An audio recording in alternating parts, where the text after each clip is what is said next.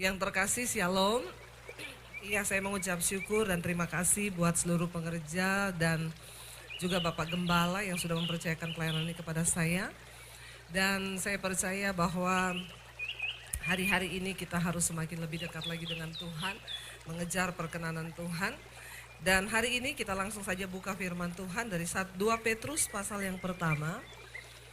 2 Petrus pasal yang pertama ayat yang ketiga, saudara. Ya, kalau kita lihat di sana judul perikopnya adalah panggilan dan pilihan Allah. Maaf, saya lupa memperkenalkan diri. Nama saya Debbie Basir. Ada yang sudah kenal dengan saya? Yang belum kenal angkat tangan, berarti Anda kurang gaul.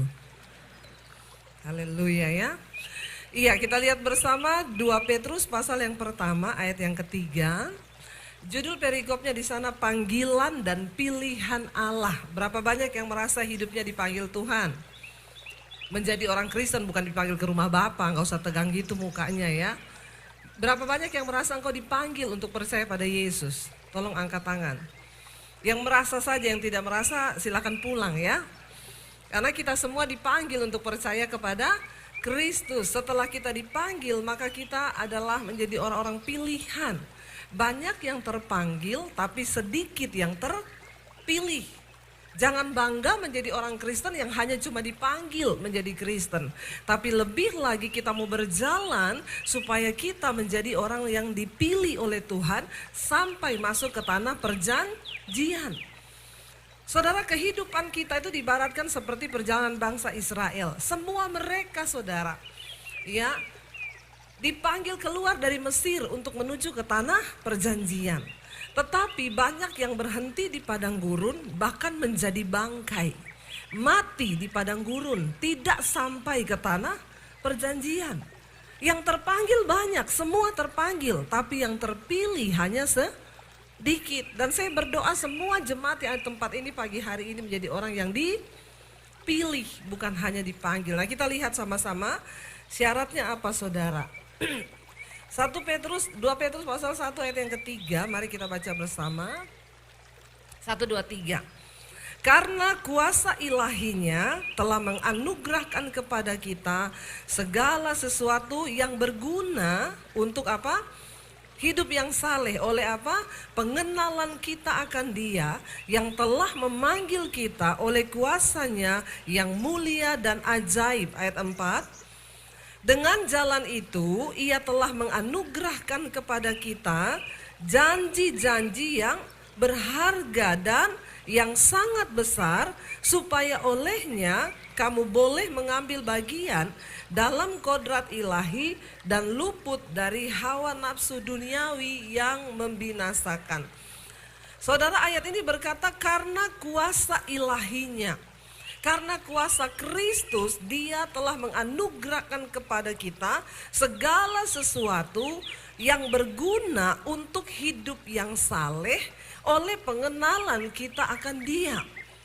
Semua kita yang dipilih oleh Kristus mengenal Dia sebagai Tuhan dan Juru Selamat, kita ini diberi kuasa, saudara. Dan oleh karena itu kita ini dianugerahkan segala sesuatu yang berguna untuk hidup yang lebih saleh.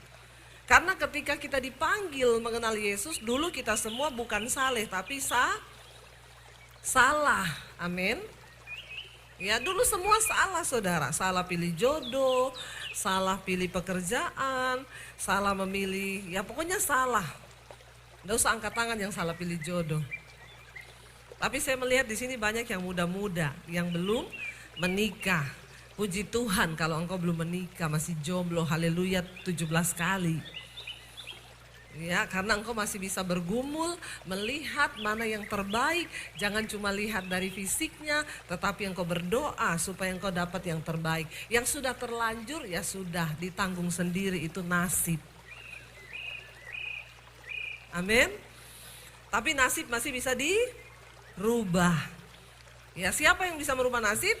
Ya kita sendiri. Jangan bilang sudah terlanjur bu, nasi sudah jadi bubur. Nggak ada kata terlanjur, bubur dikasih pangsit sama ayam jadi bubur ayam. Jangan lupa kasih moto sedikit biar enak. Nggak ada yang terlanjur, saudara, asal kita mau bayar harga. Tadinya kita ini hidupnya salah karena tidak mengenal Kristus. Tapi karena kita mengenal Allah, kita mengenal Dia, maka hidup kita menjadi saleh oleh pengenalan kita akan Tuhan. Makanya semua orang yang berkata mengenal Tuhan harusnya hidupnya berubah. Amin. Jangan hanya jadi Kristen, tapi kenali Tuhanmu. Bangun hubunganmu lebih dekat lagi, masuk di dalam pengenalan akan Tuhan. Banyak orang berkata Kristen, banyak orang punya agama tapi mengaku anak Tuhan. Tapi yang mengenal Tuhan itu hanya sedikit. Nah, kita perlu masuk lebih dalam untuk mengenal Tuhan. Supaya apa? Hidup kita menjadi saleh. Kita tahu jalan-jalan Tuhan. Dan di hidup ini akhirnya kita nggak buat jalan sendiri. Amin, Bapak Ibu. Saya menemukan banyak sekali dalam kehidupan orang Kristen itu di WA saya itu masuk puluhan ribu orang konseling. Dan semua rata-rata persoalannya karena salah memilih jalan. Ya, salah memilih jalan. Dan semua rata-rata persoalan yang timbul dalam hidup orang Kristen adalah karena kesalahannya sendiri. Tidak ada yang konseling sama saya gini, Bu, doakan saya Bu. Kenapa Bu? Saya ini mau dibunuh. Kenapa? Karena saya mengenal Tuhan. Lalu saya mau dibunuh, saya dikejar-kejar. Belum ada tuh, jarang yang kayak begitu. Adanya apa? Bu, doakan saya Bu. Kenapa? Saya ini dikejar-kejar. Siapa yang kejar? Debt collector. Ada lagi, ya saya dikejar-kejar Bu. Dikejar siapa? Istri saya. Kenapa? Saya selingkuh. Nah, itu banyak itu. Gak usah angkat tangan. Bertobat saja ya. Ini memang panas atau saya yang kepanasan ya? Ya lampu memang bikin panas saudara ya. Atau mungkin neraka mulai terbuka. Jadi bertobatlah ya. Kita ini sudah ada di akhir zaman. Jangan santai jadi orang Kristen. Saya bersyukur melihat gereja sekarang penuh lagi. Tepuk tangan saudara. Sampai cari parkir susah. Tapi jangan hanya menjadi orang yang terpanggil. Jadilah orang yang terpilih. Kenapa? Karena kita mengenal Tuhan. Mengenal Tuhan tuh enak. Kita tahu jalannya, kita gak sembarang memutuskan. Di dalam hal engkau berbisnis, Tuhan itu masih mau terlibat dalam hidup kita sampai hari ini. Bukan hanya Tuhan yang dulu di bangsa Israel dia berbicara, dia mau menunjukkan jalan. Sampai hari ini Tuhan masih berbicara.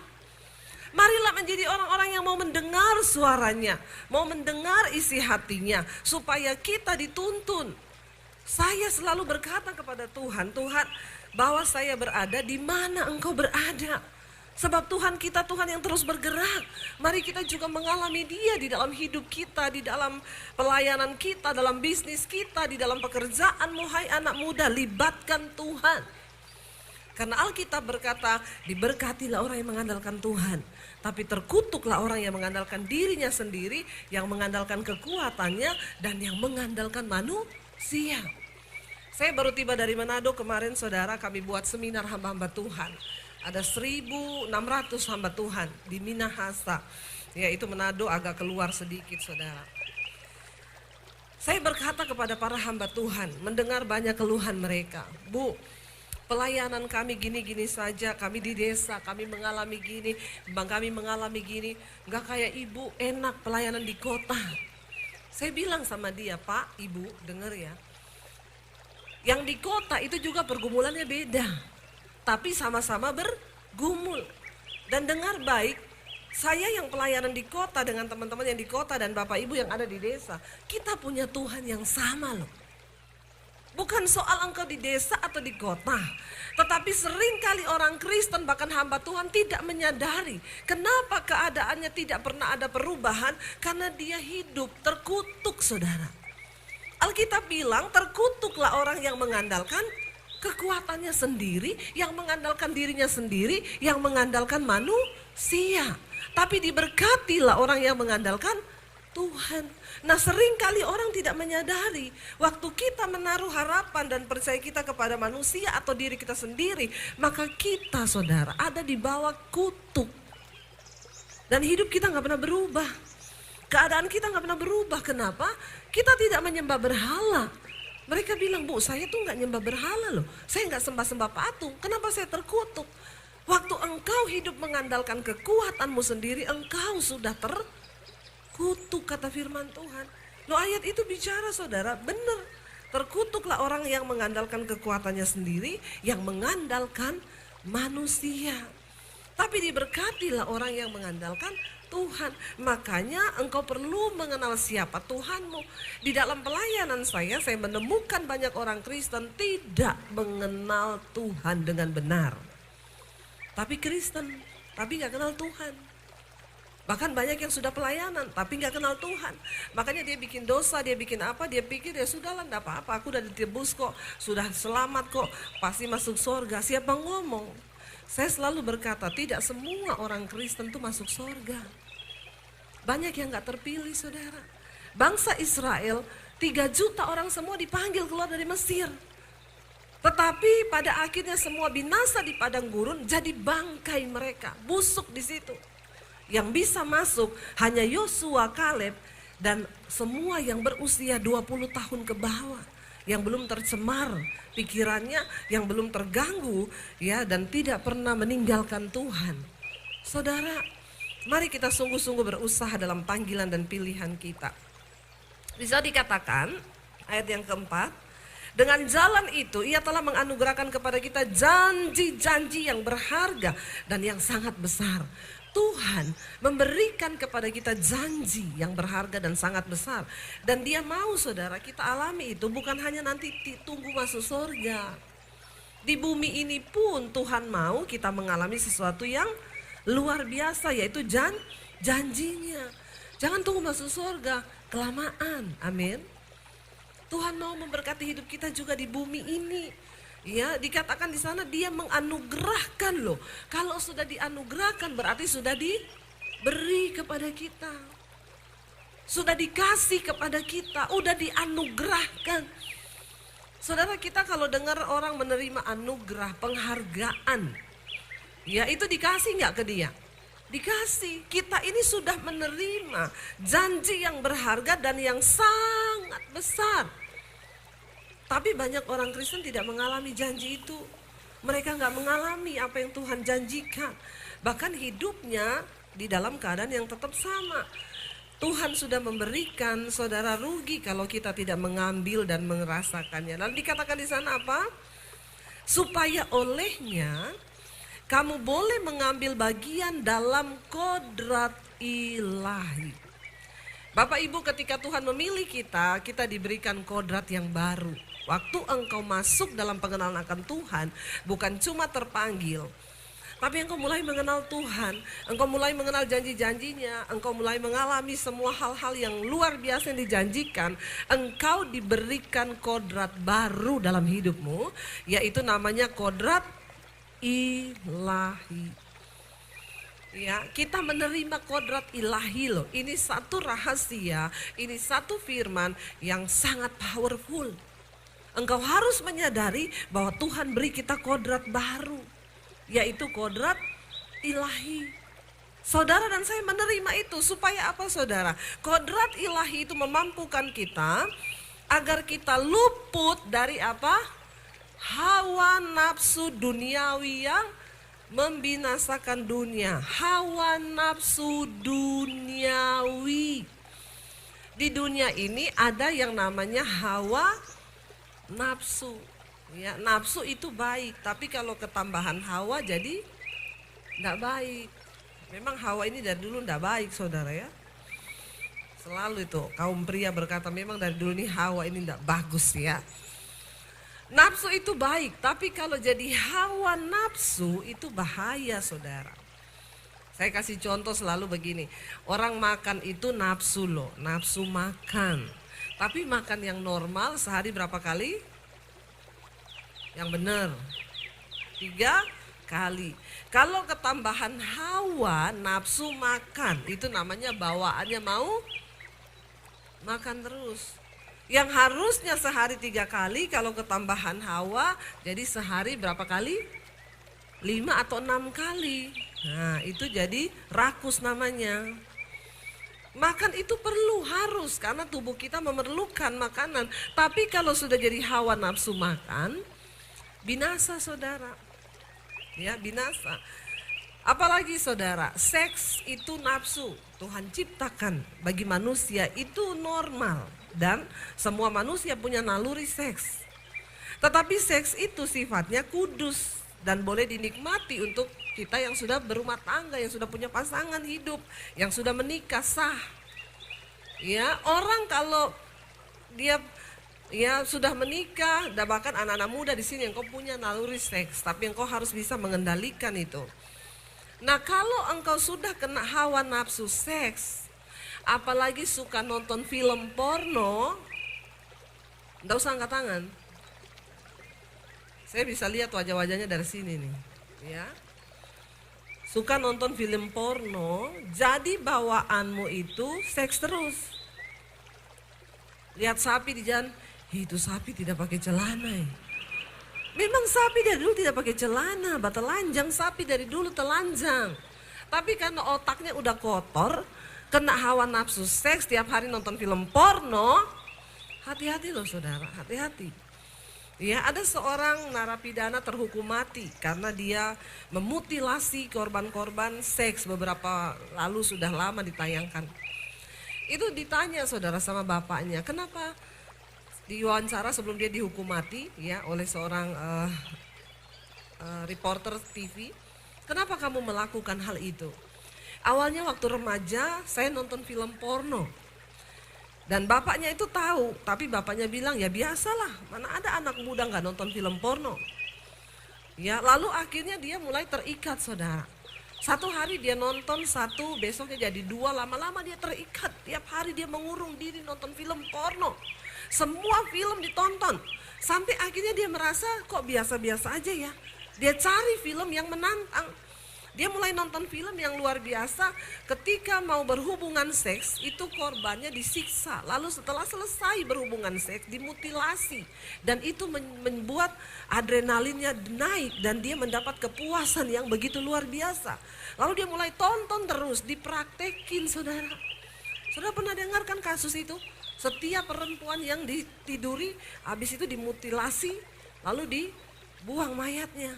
Kenapa itu terjadi? Awalnya anak ini biasa, tapi dia akhirnya membiarkan dirinya dikuasai oleh nafsu, dan nafsu itu berubah menjadi hawa nafsu. Sehingga dia tidak akan puas kalau dia hanya berhubungan seks, dia harus bunuh, dia siksa, dia mutilasi, di situ dia menerima satu kepuasan, dan itu iblis.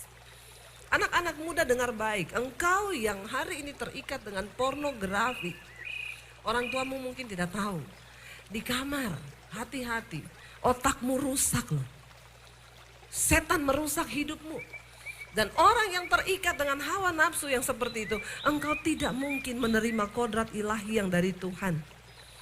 Padahal kodrat ilahi itulah yang akan bisa membuat kita mencapai sorga yang kekal itu. Jangan engkau berpikir tidak ada sorga, tidak ada neraka. Hari-hari ini pengajaran tentang kekristenan banyak yang melenceng. Dosa dianggap biasa, sehingga tidak lagi ada khotbah-khotbah tentang pertobatan.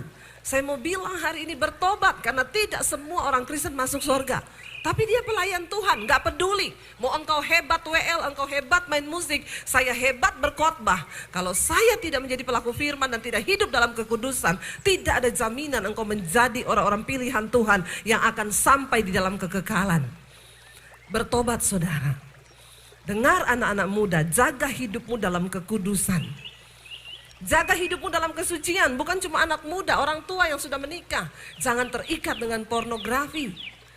Engkau sedang membawa kutuk di dalam kehidupan rumah tangga dan anak-anakmu. Mari kita berdoa meminta kekudusan Tuhan. Kita diberi kodrat ilahi, dan karena kodrat itu kita diberi kuasa untuk luput dari hawa nafsu dunia yang membinasakan. Karena dunia ini jahat. Ya, kita bertanya kenapa dunia ini jahat? Saya mau bilang saudara, ketika Tuhan menciptakan, pertama kali Tuhan menciptakan malaikat di sorga, dia memimpin pujian luar biasa. Lucifer lalu memberontak terhadap Allah.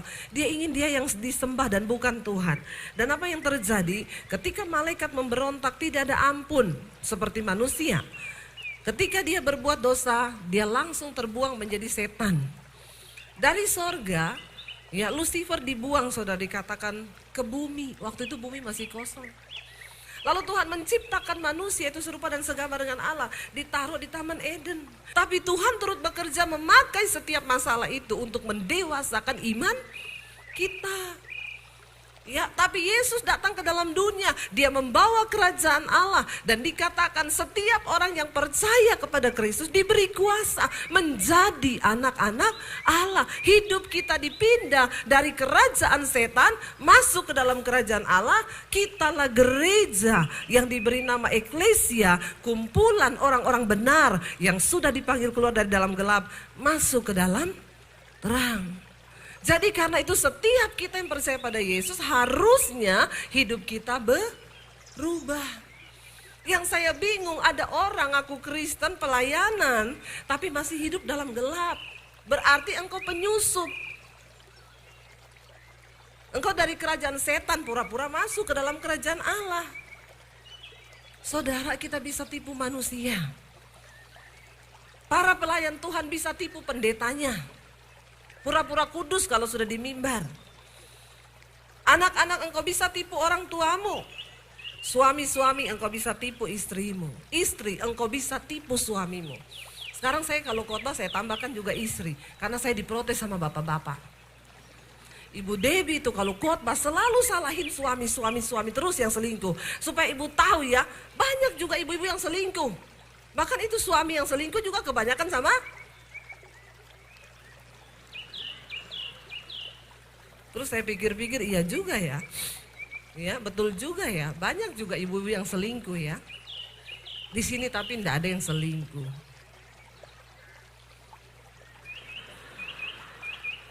Kenapa enggak ada amin ya? Enggak pede sama diri sendiri. Ya, saya berdoa saudara.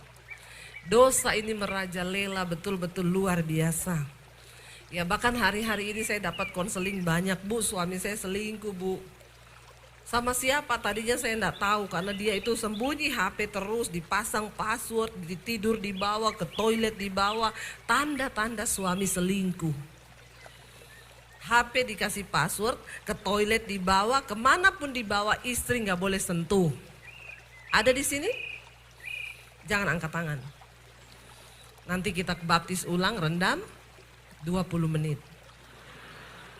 Biar buka mata langsung di rumah Bapa di sorga. Lebih baik tubuhmu binasa tapi jiwamu selamat.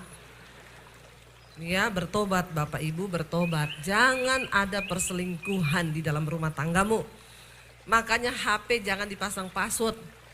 Apalagi suami istri, pasang gak apa-apa, saling tahu berdua. Boleh pakai pegang-pegang. Istri Tuhan taruh di sampingmu untuk menjaga engkau. Suami ada di sampingmu untuk menjaga engkau. Mari kita saling menjaga, amin. Yang parahnya dia bilang satu kali, Bu, saya kepergok, dia tuh lagi chattingan di tempat tidur. Tiba-tiba dia ketiduran, HP-nya jatuh, Bu. Lagi dalam keadaan online. Saya kaget, Bu, waktu baca, ternyata suami saya, Bu, selingkuh sama Bambang. Saya bilang maksudnya? Iya, Bu, suami saya homo. Banyak sekarang. Banyak. Ya, terjadi. Ya, ini bukan cuma cerita, ini benar saudara. Kisah nyata. Saya bilang ya nggak ada pilihan lain, Bu, ajak bicara dia, kasih tahu. Kalau perlu ketemu pendeta. Ada juga saudara, satu orang ibu datang sama saya, Bu Debbie, saya dengar khotbah ibu. Saya mau pengakuan dosa. Saya selingkuh 7 tahun, suami saya nggak tahu. Bahkan selingkuhan saya bawa ke rumah, tidur bareng saya. Hah, kok bisa? Iya, Bu, karena selingkuhan saya namanya Mary. Perempuan sama perempuan. Saudara jangan lihat sekarang yang LGBT, jangan lihat yang lesbi itu modelnya kayak saya ini. Wah, Bu Dewi itu pasti lesbi tuh. Ya, rambutnya itu pendek, gagah perkasa gitu ya. Saya ini wanita tulen loh saudara. Saya punya suami, saya punya anak. Dan saya jatuh cinta sama laki-laki dan itu cuma suami saya. Yang datang waktu itu konseling saudara, dia tunjukin foto pacarnya. Dua-dua rambut panjang, kriwil-kriwil, gak kelihatan lesbi. Nggak kelihatan, tapi 7 tahun mereka melakukan persinahan. Hati-hati loh, makanya kita sekarang ini nggak bisa melihat orang juga dari penampilan. Ya, hati-hati anak-anak muda, engkau yang homo, yang lesbi bertobat ya. Tuhan menciptakan cuma laki-laki dan perempuan. Lain dari itu dari setan. Jangan bilang saya sudah dari sananya begini bu, nggak ada. Tuhan ciptakan laki-laki dan perempuan. Yang lain dari itu dari setan. Ya, jangan sampai saudara.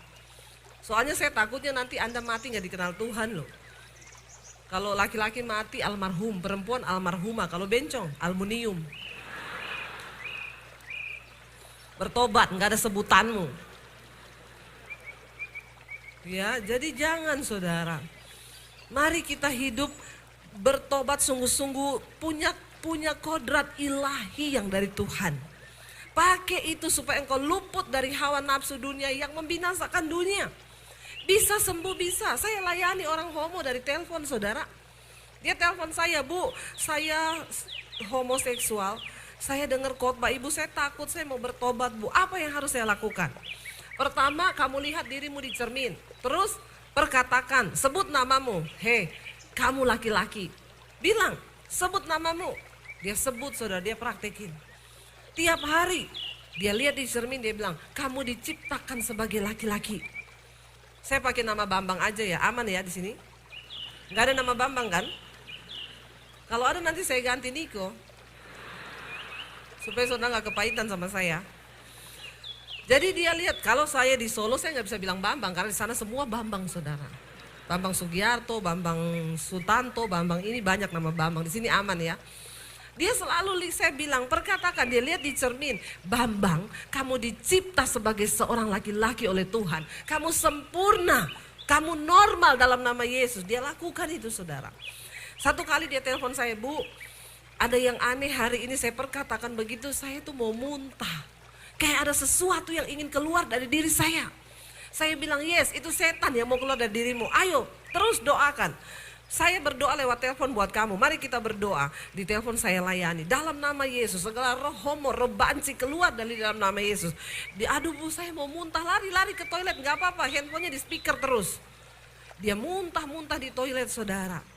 Akhirnya dia bilang, aduh bu, saya rasa lega. Lalu apa yang harus saya lakukan sekarang? Kamu cari gereja. Kan dia di luar kota, kamu bertumbuh, cari gereja, imanmu harus dibangun. Kamu terus dengerin khotbah-khotbah saya, iya bu. Yang kedua, putuskan semua komunitasmu yang membawa kamu dalam percabulan. Iya bu, saya memang ada komunitas dugem, setiap malam kami di night club gini-gini. Ya udah, kamu jangan berteman, kalau perlu blok semua kontaknya. Kalau kamu punya pacar, blok kontaknya. Enggak apa-apa, minta Tuhan beri kekuatan. Akhirnya saudara, dia cari gereja. Dia balik telepon saya, Bu Debbie, saya sih sudah cari gereja. Tapi ya ampun bu, di gereja ternyata singer-singernya juga cucok. Meong. Di sini tidak, amin. Normal semua, amin. Jangan engkau pura-pura dengan kemunafikan berdiri di atas mimbar ini. Kalau engkau tidak diberi kodrat ilahi, lebih baik engkau jangan pelayanan dulu. Turun dari mimbar, beresin hidupmu. Engkau tidak bisa main-main dengan Tuhan. Engkau bisa bohongi orang, tapi engkau gak bisa bohongin Tuhan. Gereja ini bukan panggung, ini mimbar, ini mesbah. Tempat kita mempersembahkan korban yang hidup kepada Tuhan. Jangan buat gaya-gayaan di atas mimbar. Ini kudus sifatnya. Ini mesbah buat mempersembahkan korban bagi Tuhan. Jangan sembarangan engkau bermain-main dengan Tuhan. Kekristenan hari-hari ini banyak yang merosot. Kenapa? Semua dimulai dari mimbar gereja. Ini bukan panggung saudara. Karena itu saya mau bilang bagi para pelayan Tuhan. Kalau hidupmu belum beres, engkau belum dapat kodrat ilahi, turun dulu, beresin hidupmu. Minta Tuhan berperkara. Cari mentor rohani, bangun hidupmu di atas kebenaran firman. Kenapa? Supaya engkau tidak ditertawakan iblis. Karena kitab Ibrani berkata di sekeliling kita ini banyak saksi. Saksi yang pertama mata Tuhan. Jangan engkau mendukakan hati Tuhan dengan hidupmu yang hancur. Tetapi engkau tidak sungguh-sungguh mau bertobat kepada Tuhan. Saksi yang kedua siapa? Malaikat. Saksi yang ketiga siapa? Manusia. Saksi yang keempat siapa? Setan. Setan bisa lihat hidup kita saudara. Tapi kita gak bisa lihat setan. Makanya Anda di gereja nyanyi hebat. Begitu pulang dari sini Anda bikin dosa, setan ketawa lihat hidupmu. Ingat kisahnya Ayub. Setan bilang, Ayub itu memang orang yang saleh. Tuhan bilang, ya, engkau tidak akan mendapati orang seperti dia yang hidupnya saleh dan menghormati aku. Setan bilang, karena engkau beri dia kuasa, sehat, dia kaya, dia ini. Coba engkau ambil kekayaannya. Dari sini saya mengambil satu hikmah, berarti setan itu melihat hidupmu dan dia mendakwa engkau di hadapan Tuhan. Jangan cuma pintar di gereja, jangan cuma hebat di gereja. Tapi jadilah orang-orang yang kudus, engkau memiliki karakter ilahi di dalam hidupmu. Amin saudara. Supaya hidup kita berkenan di mata Tuhan, pelayanan kita berdampak.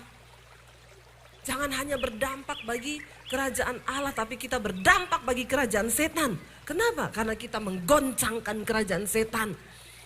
Orang tanya sama saya, Bu, kemarin banyak pendeta tanya, Bu, bagaimana supaya saya bisa khotbah yang bagus ya? Saya lihat Ibu kalau khotbah di YouTube tuh yang nonton ya ratusan ribu. Gimana caranya, Bu? Saya bilang, hidupi apa yang kamu khotbahkan.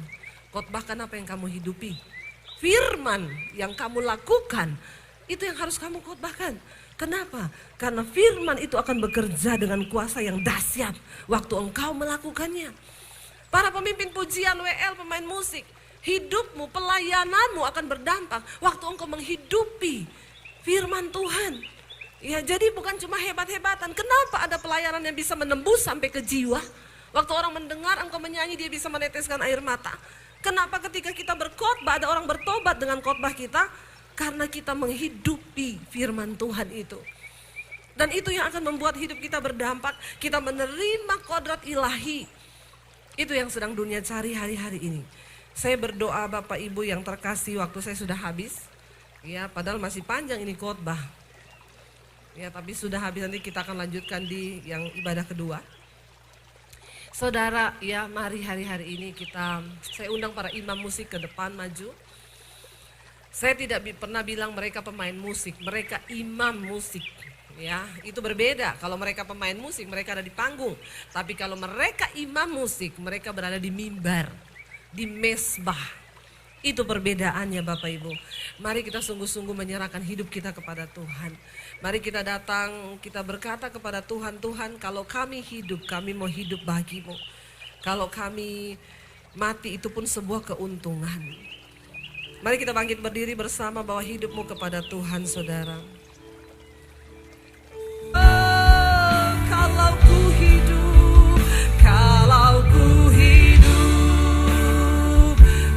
hidup bagimu, hatiku tetap menyembahmu.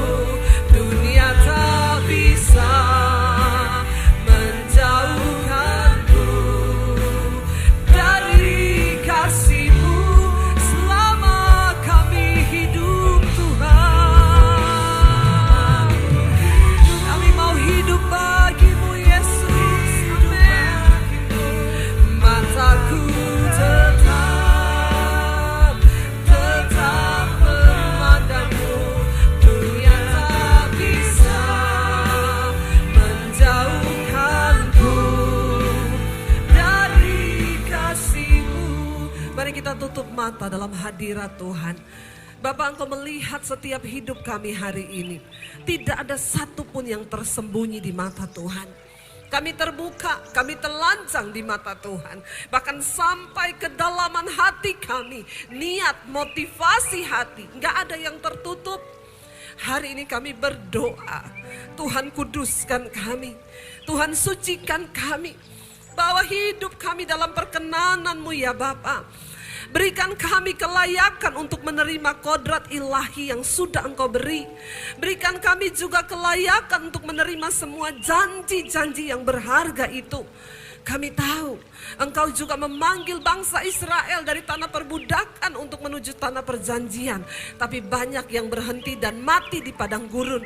Kami tidak ingin mati di padang gurun, Tuhan. Kami mau mencapai tanah perjanjian itu. Kami tidak ingin mati di padang gurun. Sekalipun berat pergumulan kami hari-hari ini. Kami harus melawan dosa. Kami harus melawan daging. Kami harus melawan segala pergumulan hidup. Tapi kami akan tetap berjalan dengan mata yang tertuju hanya kepada Yesus. Angkat tanganmu saudara, terimalah berkat dari Allah Bapa, cinta kasih dari Tuhan Yesus Kristus, penyertaan Allah Roh Kudus yang akan memenuhi hati dan hidupmu mulai hari ini, bahkan sampai kali yang kedua Tuhan Yesus datang menjemput kita. Namamu tercatat di dalam kitab kehidupan.